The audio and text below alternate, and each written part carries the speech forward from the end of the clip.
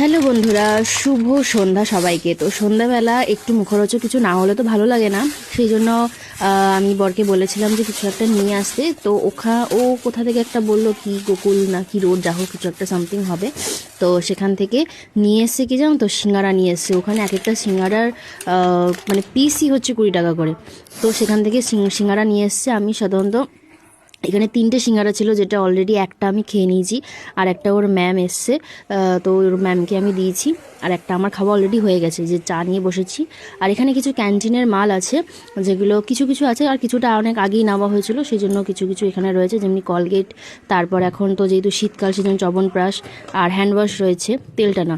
তো এখানে মর্টিন, যেহেতু আমার মর্টিন লাগেই, তো এখানে 3টে মর্টিনের সাথে 3টে ডেটল সাবান ফ্রি দিয়েছে। আর এখানে রয়েছে 2টো লাইফবয় সাবান।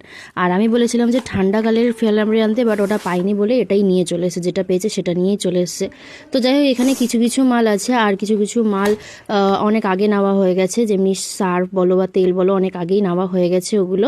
তো যাই হোক, যেটা বলছিলাম, তো এখানে দেখো এই যে লঙ্কার প্যাকেটটা দেখতে পাচ্ছ, এটা কিন্তু লঙ্কার আচারটা ভীষণ সুন্দর, ভীষণ ভালো লাগছিলো খেতে সিঙ্গারার সাথে।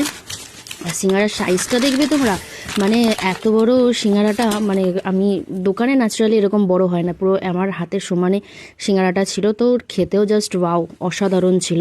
তো 3টে এনেছিল, আমি বললাম একটা আমি খেয়ে নিয়েছি, একটা ওর ম্যামকে দিয়েছি।